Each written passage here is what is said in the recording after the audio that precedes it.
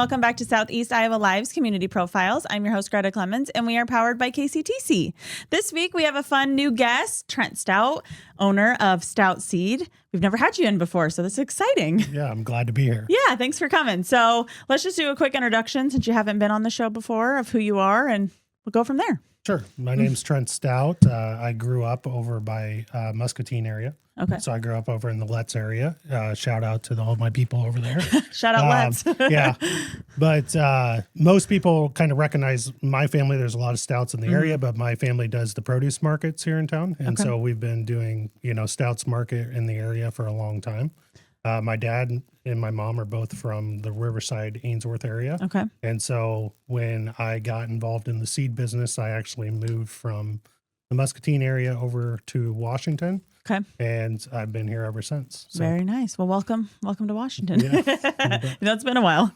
I didn't know you had a part in Stout's produce, which is exciting. Yeah. That's some of my favorite stuff. I used to have a part. I mean, my business has been, when I was first starting out in business, me and my wife at the time had a market down in the Fairfield area, and we started that Fairfield and Mount Pleasant markets. And then just as things have gotten busier, my older brother has just kind of taken over more of that responsibility. Nice. So, when do those open up? I actually thought of that the other day when I drove by Ace. The goal is always July 4th, right? July 4th. The goal is always to be open with sweet corn by July 4th. Nice. So. Okay. I thought of it the other day. I was like, ooh, I could go for some peaches and corn and tomatoes. And you bet. Awesome. So you are the owner of Stout Seed. Mm-hmm. How did Stout Seed become what it is? So my dad started the business in 93, just as kind of a normal farmer selling to farmers type environment of the seed business. In 2000, I actually graduated from Drake University in Des Moines. And so when I came out of Drake, I was teaching high school for a few years. Okay. And then kind of decided I wanted to change environments and wound up trying to get back to the farm. And just at the time, I had two brothers also working on the farm. And so they were kind of like, we have this seed business thing that we don't really know what we want to do with, but this would be a good thing if you want to kind of tackle that. And so in 2012, I made that decision and I've been doing it ever since. Are you the oldest brother? No. So I have an older brother that's 3 years older than me, Ryan. He lives over in the Letts area. And then I have a younger brother, Reed, that farms full time in the same area. So. All right. So you got the Stout Seed. Yeah. Very cool. Yeah. Very cool. And what did you graduate from Drake with, like a business degree? Yeah. So I went to Drake with pre-law. Oh, nice. Okay. Just made that decision kind of senior year that law. So I didn't want continue down the road, more debt, all that kind of stuff that comes with just staying in school. And so it was an easy transition to get a teaching degree. And so we made that decision at that time and taught, high school history and that kind of stuff. So, yeah. Nice. Very cool. So Stout Seed is located in Washington? Yep. And Ainsworth. And Ainsworth. Yep. Okay. So our ag facility, which handles basically what we call our large seed products. So corn and soybeans primarily. Okay. That's all out of Ainsworth in our where we kind of originally started in 2000, right? Like after COVID. And so my timeline with COVID gets a little wonky. We just talked about COVID in the last interview and we're like, I don't know what year it was. 2020, 2021, 2022. Yeah. So I think like 2022 or late 2021, we ended up purchasing the facility that we have on 5th Street, which is catty corner from the Kirkwood building. Oh, out there by the lumberyard and stuff. So it's actually on the Washington side of the intersection. Yes. But catty corner from Kirkwood. Gotcha. Mm-hmm.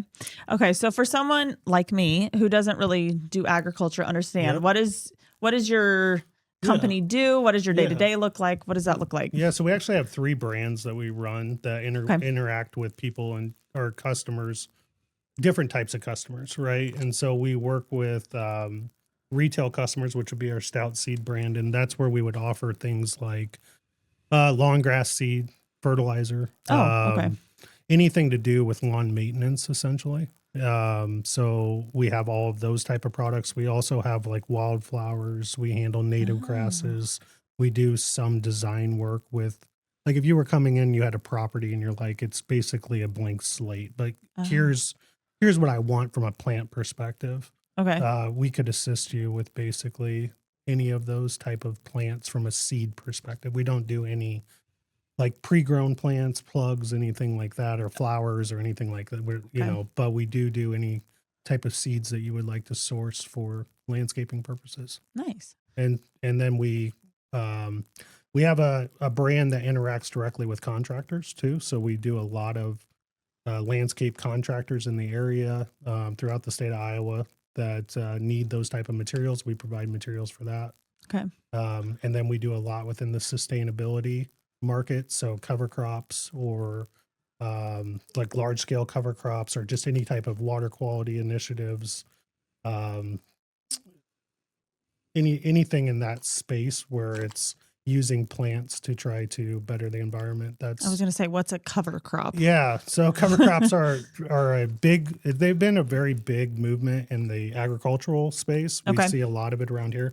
It's basically a crop that would cover the ground or you would use to cover the ground after growing corn or soybeans. Oh, right. Okay. So when you're driving around in the wintertime and you look out into what was a cornfield or a bean field and there's this green plant that's growing out there, that would be what a cover crop would be.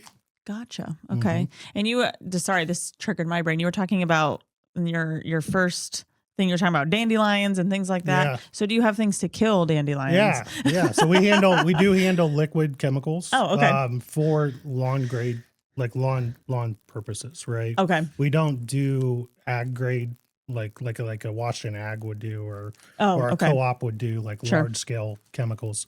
Okay. But you know, if you're looking for products to manage a weed in your yard, we would have that on hand. Nice. And so you don't just work with farmers. I'm assuming that's your biggest clientele, but you could work with just residents on. Yeah. So we work with a lot of retail, like what we call just retail customers or just homeowners. Yeah. That's a big part of our business. We also work with people like other retailers in the area. We have a brand that supplies, we do distribution of these products. So we actually supply other retailers throughout Missouri, Illinois, Iowa, Wisconsin, Oh, wow. Minnesota that would also then hit like their local market. So we would supply the products and then they would end up selling those products to the end user. Nice. So is there a certain time of year for you that's busier than another time of year? Yeah, winters are slow. Yeah. You know, basically in winter, all we do is ice removal, ice removal products. So ice melt, for example. We have that in retail packaging and large packaging. But you know, the winter's pretty slow. But other than that, we found ways to try to be busy. I wouldn't even think of ice melt to be something that you would have, but very cool. Awesome. So you work a lot with farmers. Is there some big challenges they're facing right now? Is there things you help with or what does that look like? Yeah. So the biggest challenge that the American farmer has is the urban consumer, right? And so the urban consumer becomes more disconnected from the farm every year. And so, you know, working with farmers to produce crops in a way that ultimately ends up in the hands of the American consumer in a way that the American consumer wants it is something that's been very big over the past 10 years. And that's one of the leading, you know, there's a lot of things leading that, right? So like the Des Moines water quality issues, the Chesapeake Bay quality issues, the Gulf with the algae blooms. A lot of this is coming from a narrative of excessive nitrates that's being used in our agricultural systems. And how do we keep those nitrates in the fields and not in the water, right? Gotcha. And so that's one of the big uses or big drivers of the cover crop industry is the one way that we can keep nitrates in our fields is to keep it in plants, right? Gotcha. And so that versus having 6 months out of the year or 5 months out of the year where we have nothing growing there, which allows for those nitrates to get into our water. We can keep that through plants and roots. And so that's been one of the bigger drivers of the sustainability efforts. Nice. That makes sense. I'm learning all sorts of new things today. So awesome. And so a lot of this really, I have so I have two kids. Yeah. One, Noah, who's 9, and Theodore, who's 7, getting ready to turn 8 here in June. But my oldest son, Noah, has a rare genetic disorder, right? And so it's called Dirk 1A, and he was the 420th kid ever diagnosed in the world. And so we didn't get that diagnosis till he was 4 years old. And so we spent a lot of time doing research, just as any parents would, I think, trying to kind of get your head wrapped around potentially what could be going on. And so that's where I kind of got involved in the community of understanding how the food that we consume and how that affects our bodies as humans. And so that's been a huge driver and a huge passion of mine, is just that education piece of how we can produce our food in a way that doesn't have maybe unintended consequences for future generations. And so when we look at how we work with farmers or how we work with other ag retailers, a lot of it's an education piece of just not necessarily an education in that what you're doing is wrong. You know, you got to be careful with the tone, right? You know, that's not our goal, but our goal is just to make sure that they understand that there are alternative ways and additional ways that we can do things that potentially have a greater social good, you know? And so that's just been how we build our businesses, through those conversations. That's really cool. And I think that's a really hot topic right now anyway, is the things that we're eating and in our food. So that's awesome that you guys are paying attention to that and helping, trying to solve that issue, parts of that issue. And I want to plug that, like, most farmers also are thinking about these things. You know, that's part of that bridging the disconnect between that urban community and the agricultural community, is that, you know, I don't think most farmers that I deal with are intentionally trying to do things wrong, or intentionally trying to do things in a way that have negative consequences. You know, they want to be better. They want to be good stewards of the land. They have invested interest in that. And so sometimes they have questions, and they need somebody that can help bridge them to where they're trying to get to. Awesome. And that's what you're there for. That's what we try to do. You betcha. Awesome. Yeah. Very cool. Let's take a quick break. We'll come back. We'll chat a little bit more about Stout Seed and what they have to offer. In the heart of rural Iowa, where community matters most, the connections we make are made to last. Meet KCTC, your hometown internet, phone, and TV provider. At KCTC, we're not just about technology, we're about people. Our dedicated team are your neighbors, committed to bringing you top-tier services right where you live. We believe in giving back to the community that raised us. Experience the power of a real connection with KCTC. Join us in building a stronger, more connected Southeast Iowa. At Seafirst Credit Union, we're all about making connections, like how we connect you to that dream vacation with a savings account designed to help get you on the flight there. Connect with Seafirst today and see why together is better.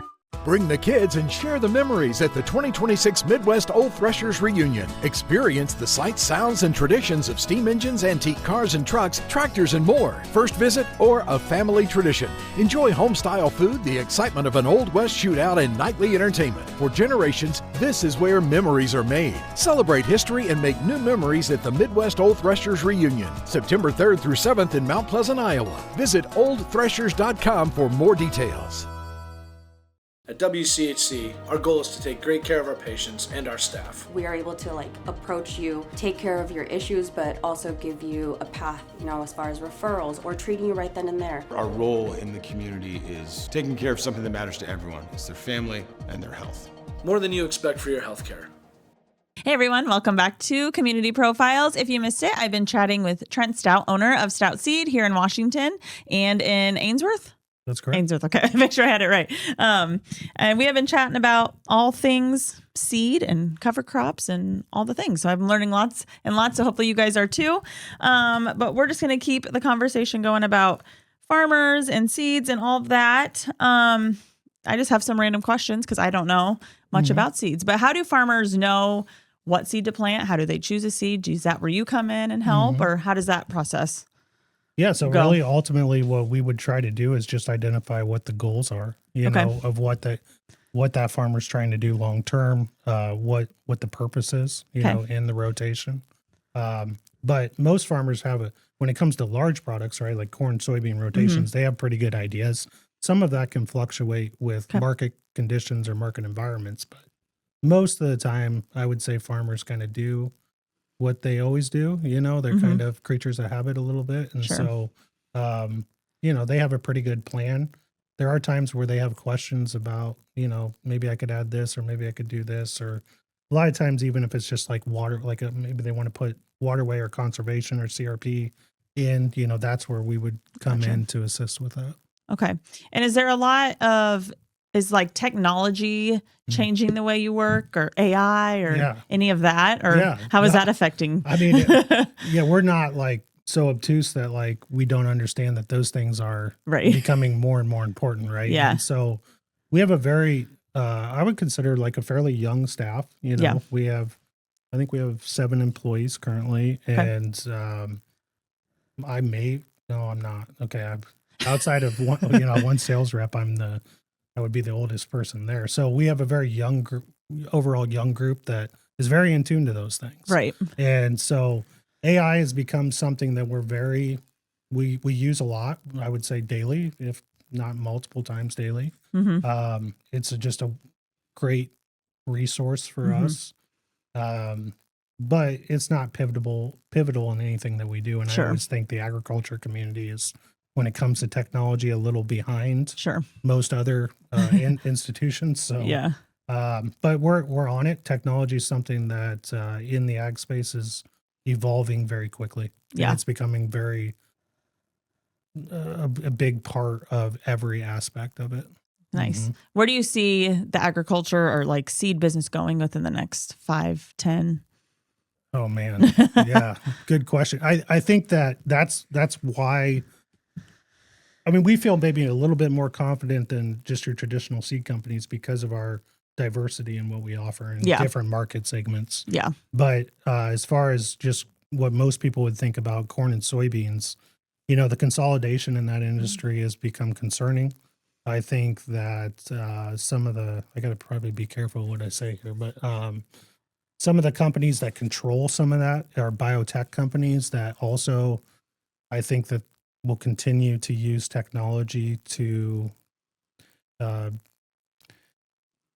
disrupt maybe the traditional means of how we've gone to market with products. And so I think that over the long term, that industry is poised for a lot of change very quickly. Yeah. Gotcha. And you work with multiple states, right? You work Iowa, you said Wisconsin. Basically any state that touches the state of Iowa. Since we're in Iowa, is there something that makes Iowa farmers unique or different from the other states? Well, I mean, farmers are kind of farmers. Yeah, true. At some level. And so there's things that make it nuanced about being in Iowa, but I don't know if it's necessarily unique in how you attack the problem. But I do have an employee that works remote out of South Dakota. Oh, okay. And she runs one of our brands. And, so a lot of times we swap war stories on, if she's having conversations with farmers, just the way that they tackle things differently because of their weather patterns versus our weather patterns or their growing season. And so there definitely is nuances, but I think all farmers are they're pretty much the same. Especially in the Midwest. Interesting. Maybe if you get further south or other directions, it might change. So, so you guys are very successful, Stout Seed. Why do you think people keep coming back to you, or why should people choose you if they are looking? Well, I mean, I think that there's an attraction to people who think differently and who are willing to have conversations about things that maybe aren't mainstream. Right. And I think we've never been a company we've been very careful at establishing our brand as somebody who has the answers, like we don't try to go out and educate people in a, militant way, if that makes sense. We just try to have the conversations, right? And we try to pose the questions to allow us to, at the end of the day, this is somebody's investment and somebody's livelihood. Yeah. And sometimes people just appreciate somebody who they can have a safe space to have a conversation that is outside the norm. And so I dedicate a lot of our success to just being a place where we can challenge the the conventional way that people are doing things Yeah, I like in that. a way that is not preachy, but just in a way that like, here's ways that you can think about this problem Yeah. a little differently. And if that sits well with you, then we're happy to help you in that journey. But if it's something that you're like, oh, that's not going to work for me, then we understand that too. Yeah. You know, and we'll work with you and however we'll kind of meet you at whatever place you want us to meet you at. That's nice. That's very cool. Mhm. Very nice. And you guys are a small business. You said 7 people. Yep. That's 7 awesome. employees. Yeah, Yep. and you guys are doing big things. So Yeah. that's awesome. If people want more information, learn more about Stout Seed, you Yeah. have a website, We social do. media. Yep. So we have a website, stoutseed.com. Okay. We're also on TikTok. and You are on Facebook. TikTok. I was going to hope Yeah. you mentioned TikTok. You guys have a good TikTok. Yeah. So girls, like I said, that's the nice thing about having a young crew is Yeah. they bring us all kinds of really good ideas for Yeah. social media, and love for you guys to check out our page. I think they've done a really good job with it. We'll So, link it for you. You definitely have to check it out. It randomly popped up on my TikTok. I'm like, Stout Seed. I'm like, what is that? I'm like, oh, that is definitely in town. And I Yeah. definitely know some of these people. So Right. that's awesome. Yep. Well, very cool. Anything else you want to touch on? Anything we missed? No, I think that gives us a good overview of who we are. And Yeah. we look forward to, if anybody needs any yard products this spring, we'd love to be a part of that conversation. Awesome. And the easiest way to contact you if they are interested? Yeah. So our office number is 319-657-2020. Okay. And you can submit. I think there's a way you can communicate through the website or send us a message on social media. Okay. We're pretty responsive. Awesome. Well, thank you so much for coming in. bet. Hope you guys enjoyed learning a little bit more about Stout Seed. It's always fun to have a new guest in here and broaden our horizons of things that are going on in town. So thank you so much for coming in. And we will link all their website and TikTok and social media below for you guys. So you can check them out. But other than that, that is it for this week. Thanks again, Trent, for coming in. And thank you guys for watching. And we will see you guys next week.